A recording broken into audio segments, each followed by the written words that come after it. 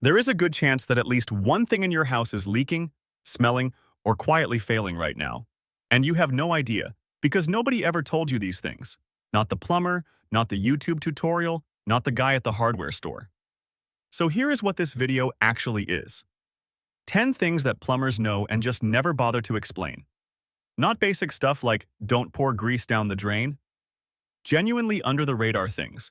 The kind that make you stop and go, wait, I've been doing that wrong for years? We are going to go through all 10, and I want to flag one right now. Number 9 is the one that trips up even people who think they know what they are doing.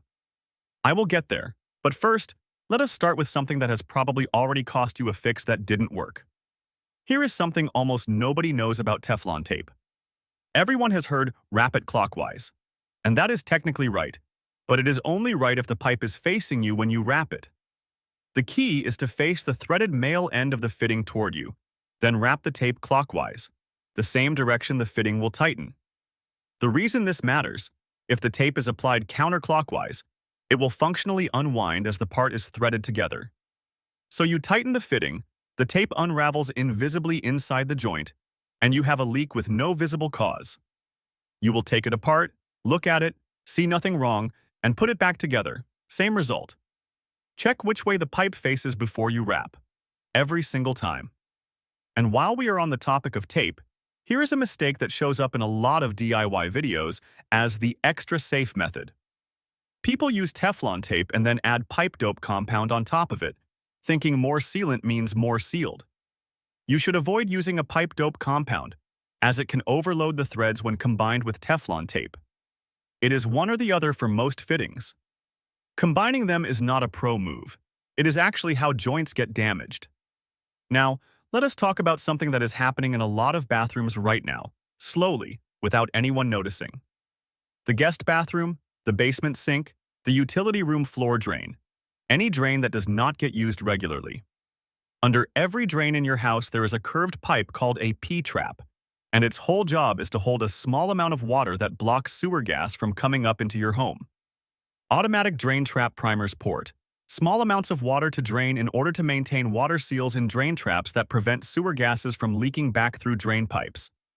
The problem is that in drains you rarely use, that water just evaporates over a few weeks. Once it is gone, there is no barrier. Sewer gas flows straight up.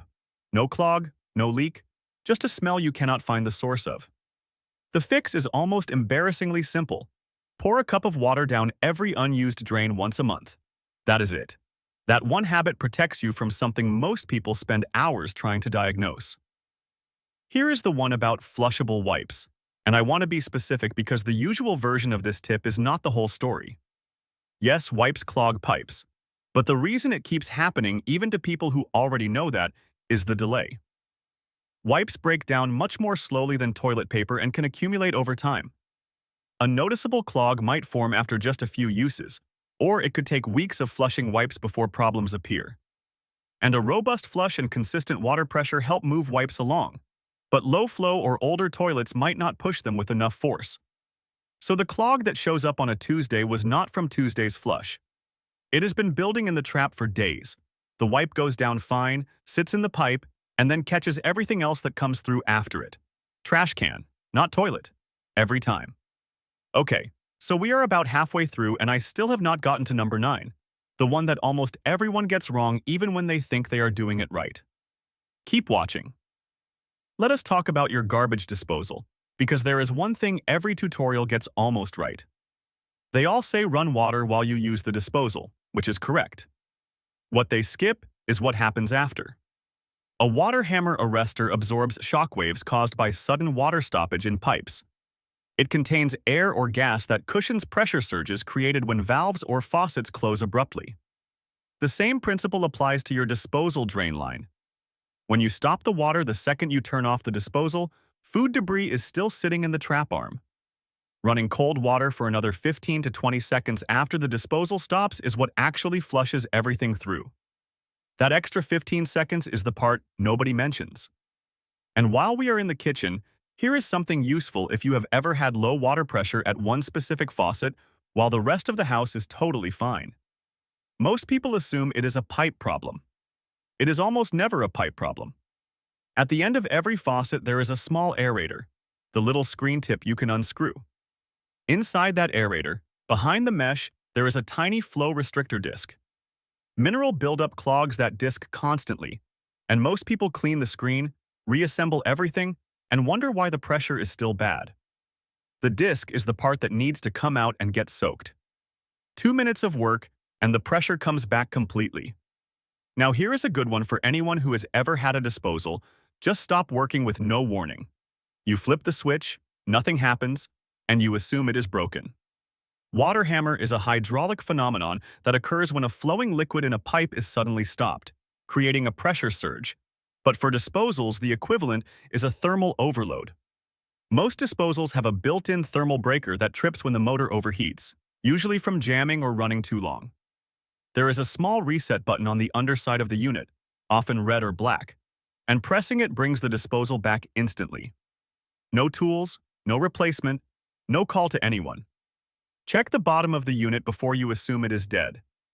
Let us talk about that loud bang your pipes make when the washing machine shuts off. That loud, startling bang whenever the washing machine stops is not a ghost. It is a common plumbing issue known as water hammer. A water hammer arrestor is a device that absorbs the shock waves caused by sudden water stoppage in pipes, preventing noisy banging and potential damage. Older homes used to have vertical air chambers built into the pipes to cushion this, but over time those chambers fill with water and stop working. A water hammer arrestor screws right onto the supply line. Hammer arrestors should be installed as close as possible to the valves or appliances where water flow stops suddenly, with common locations including under sinks, behind toilets, or near washing machines. Most people live with that banging for years thinking it is just old pipes. It is a $15 fix. Alright, number 9. Here it is. Toilet tank chain slack. Everyone who has ever dealt with a running toilet has either replaced the flapper or jiggled the handle, and those fixes work sometimes. But the actual cause, a huge percentage of the time, is the chain length. Too tight, and the flapper never fully seats, so water trickles out constantly and the tank keeps refilling. Too loose, and the flapper does not lift enough to give you a full flush. The measurement plumbers actually use is about a ½ inch of slack, roughly the width of a pencil. That one adjustment solves a running toilet in about 30 seconds, and most people never try it because they go straight to replacing parts. Check the chain first, always. And the last one is something that home inspectors know and almost nobody else does. Gently rock your toilet side to side and put your hand on the base. If it moves even slightly, and especially if there is any moisture or a faint musty smell at the base, your wax ring seal is starting to fail. A wax ring seal sits between the toilet and the drain and prevents water and sewer gas from getting into the space below. A failing wax ring does not announce itself with a visible leak right away. It seeps slowly under the floor for weeks before you notice any damage. The rock test catches it early, before it becomes a subfloor repair. Do that check once a year on every toilet in the house. So here is what we covered. Wrap Teflon tape based on the direction the fitting faces, not just blindly clockwise. Never combine tape and pipe dope. Pour water down unused drains monthly to keep the P-trap sealed. Stop trusting the Flushable label, especially with a low-flow toilet. Run water after the disposal stops, not just during. Clean the restrictor disc in your aerator, not just the screen. Hit the reset button on the disposal underside before assuming it is broken. Install a water hammer arrestor near your washing machine. Adjust your toilet chain to a ½ inch of slack before replacing anything. And rock test your toilets once a year to catch a wax ring failure before it floods your floor. You came in thinking you knew most of this. A few of these probably landed differently than you expected, and that is exactly the kind of thing that saves you a plumber bill at 2 in the morning. If any of these surprised you, drop the number in the comments. I am genuinely curious which one got the most people. And if you want to keep going, there is a video right next to this one about water heater mistakes that cost people money every single month without them realizing it.